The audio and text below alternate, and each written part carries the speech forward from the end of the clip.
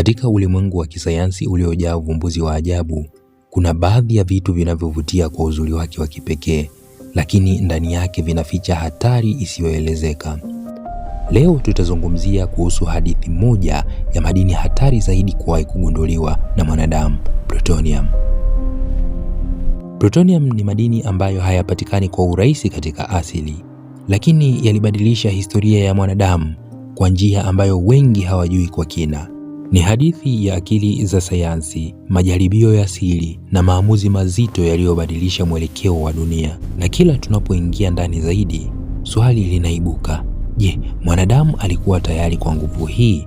Hebu tuzame kiundani zaidi.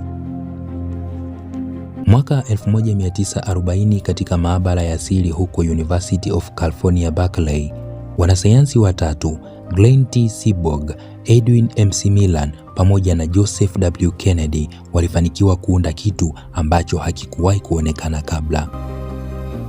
Kitu hiki hawakukigundua kutoka ardhini, lakini walikiumba. Walikiita plutonium, wakichukua jina kutoka sayari ya Pluto, sayari ya mbali yenye giza na isiyojulikana sana kwa wakati huo. Lakini kilichowafanya washindwe kulala katika siku hiyo si jina, bali ni uwezo wake. Plutonium ilikuwa na nguvu ya ajabu ndani yake, nguvu ambayo ingeweza kujenga au kuharibu kila kitu. Na hapa ndipo hadithi inaanza kuwa nzito zaidi. Kwa kadri dunia ilivyokuwa inaingia kwenye mvutano wa vita ya pili ya dunia, madini haya mapya hayakubaki tu kwenye vitabu vya maabara. Yaliingia moja kwa moja kwenye miradi ya siri zaidi kuwahi kuwepo. Mfano, The Manhattan Project ambayo tulizungumzia katika video ambayo imepita. Serikali ya United States ilitumia rasilimali kubwa kuhakikisha inakuwa ya kwanza kuelewa na kutumia nguvu hii. Kama unahitaji kuelewa kuhusu historia ya madini hatari ya uranium, unaweza tembelea katika ukurasa wetu wa YouTube kwa undani wake zaidi. Hasa tulielezea kwa kina matukio kama ya Hiroshima na Nagasaki. Sasa turudi kwa plutonium. Katika vivuli vya maabara, wanasayansi waligundua kuwa aina fulani ya plutonium ilikuwa ina tabia isiyotabirika. Ilikuwa nyeti sana kiasi kwamba hata makosa madogo yangeweza kusababisha maafa. Baada ya vita, kulikuwa kuna kipande cha plutonium kilichobaki ambacho kilipata jina la kutisha, Demon Core. Hiki kilikuwa kipande kidogo tu, lakini ndani yake kilikuwa kina nguvu ya kutosha kuua. Katika tukio moja la kutisha, mwanasayansi Haley Daglian alifanya jaribio lililokwenda vibaya. Alipokuwa anafanya kazi yake na kifaa hicho, alifanya kosa dogo tu, lakini ndani ya sekunde chache alikumbana na mionzi mikali. Baadaye, kwa siku chache tu, akafariki. Mwaka uliofuata, Louis Slotin naye alipata ajali ya aina hiyo hiyo mbele ya wenzake, na kile kilichotokea kilikuwa cha kutisha zaidi.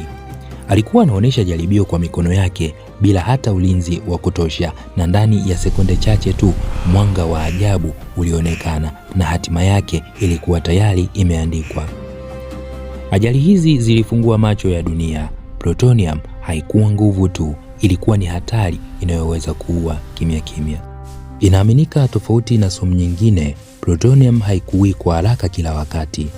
Inaingia mwilini polepole kupitia hewa au mawasiliano ya moja kwa moja na kuanza kufanya kazi yake kimya kimya. Plutonium inaweza kubaki ndani ya mwili kwa miaka mingi, ikiharibu seli, hatimaye kusababisha magonjwa hatari kama saratani.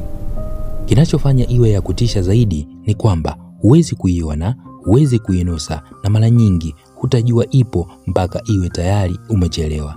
Hii si hadithi ya kubuni, ni sayansi halisi. Kila ugunduzi mkubwa huja na gharama, na wakati mwingine gharama hiyo huwa ni maisha ya binadamu.